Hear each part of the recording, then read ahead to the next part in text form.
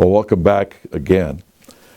You know, I usually talk about a lot of problems, and it's a real downer for some people. So I thought I'd start off with a little levity this week, because I got something in the mail, or email actually, that really made me laugh out loud when I read it. So I hope I'm not violating any copyrights for this bit of humor, but what I'm going to talk about afterward is very serious. So let's start off with this. This is an email I got from a friend. He said, "I've disconnected my home alarm system and deregistered from the neighborhood watch. I've got 2 Pakistani flags raised in the front yard, one at each corner, and the black flag of ISIS in the center. The local police, sheriff, FBI, CIA, NSA, Homeland Security, Secret Service, and other agencies are all watching my house 24/7. I have never felt safer, and I'm saving $49.95 a month." At any rate, sometimes these things do get a bit humorous. The Wall Street Journal this morning really struck me. Because normally we've talked many times during these weekly little segments that the media hides from the American people the fact that the communists are in control in a country, or coming to control, or behind the agitation. We've talked about that in regards to South Africa, that communism wasn't dead in Russia, the hammer and sickles there all the time, still on their aircraft and everything else, Aeroflot. Within the Ferguson mess, within Charlie Hebdo, and all the rest of it is this connection with communism. Well, that's what really startled me this morning, because this is this morning's Wall Street Journal. Now, I don't think you can see it very well, but those red flags, dead center in all of them, is the hammer and sickle.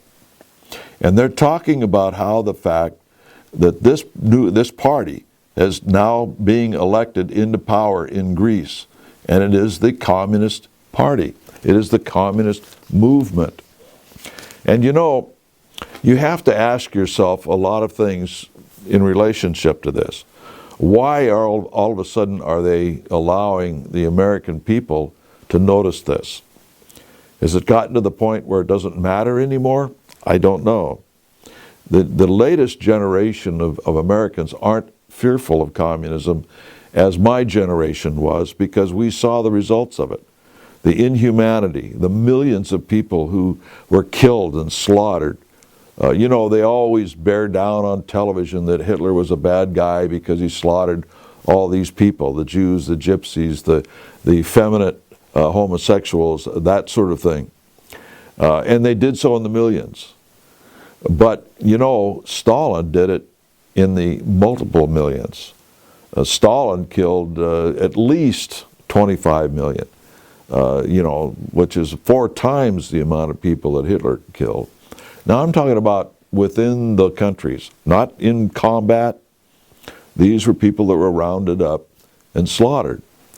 So my generation was very fearful of communism. We saw it repeated in other areas, what the Koreans did when the North Koreans invaded South Korea. We saw it wherever they took over a country, in Vietnam, in Cambodia, so on and so forth. Just literally taking whole cities out in Cambodia and slaughtering them. The killing fields, as they called them. At any rate, so maybe they think that people don't care anymore. But you've got to start thinking about what are the ramifications of the communists coming to power openly in Greece. In the rest of the European Union, they've hid the fact that so-called ex-communists are in control of various countries, particularly down through Central Europe, which is in the eastern area of the European Union, and Germany. You've got an open socialist leader in France who, if he isn't a communist, I think he's just calling himself a socialist to hide the fact of what he really is, and so on and so forth, all through the EU. And yet this is the entity with which they want to form a trade pact with, that will give an awful lot of power to the European Parliament over what we do here in the United States with our regulatory agencies, with our trade policies, with manufacturing, with our courts, any number of different things. So we see this happening in the European Union.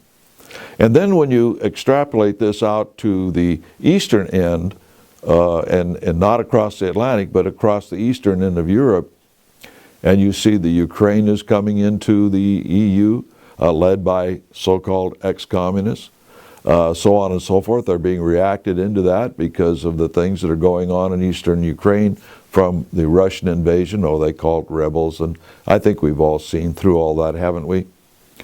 But ultimately what they want is the European Union to be ruled out of Moscow. That has been the program. Gorbachev has said so, any number of people, and it's been the program since at least the 1840s and the 1850s, that Moscow would rule all of the continent of Europe. At that time, of course, it was under the Tsar, but they had a plan, a long-range plan to communize Europe and have it ruled out of Russia. That was their program, and you can see that it's coming to fruition. So you can imagine what all these ramifications are in Europe to these communists coming in openly now, not hiding it a bit, and the possibility that we might sign an agreement with these people relative to so-called free trade, which we have said isn't free and it's not trade. Think about this just for one moment. The socialist ideology is internationalism. That is a main ingredient of socialism and communism, of course. But Marxism, which all of them look to as the father, so to speak, of this movement, it's not true, but that's what they profess. Marx was an internationalist. He said that the world was going to be united under communism and socialism into a one world government. And so you cannot separate out from socialism any localized or nationalized movement. It does not exist in their thinking and their philosophy. They are internationalists. Any more than you could separate out from the fact that they're not socialists. But at any rate, so when you take these things into consideration, you have to ask a question. If our country is moving towards socialism, and I don't know of anybody that disagrees with that, our leaders in this country are moving us towards socialism. And they are going to sign a free trade pact with Europe, which is socialist primarily, most of those countries, now becoming openly communist in some quarters. Why do they call it free trade? Because socialists do not believe in free enterprise, do they? They don't believe in it. They believe in socialism. So how can it be free trade in the sense that you and I think of trade? It is controlled trade. It is a socialist integration of our economy with Europe. That's really what's going on. And you know, it's the Republicans in Congress that are behind this. Oh, along with Obama, of course. They are moving us into this so-called agreement. So you can't have an agreement between socialist entities and use the word free and have it mean what you and I think of as free, whether it's free trade, liberty, whatever it is.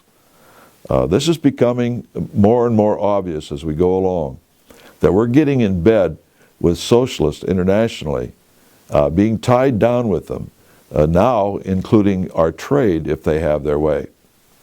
These are things to ponder on, to think about logically rather than thinking about simply the verbiage that they give us and the promises that they give us, which they never deliver, that will increase our economy and enhance the living of the American citizens. It's not going to happen under those things. Until next week, we'll see you then.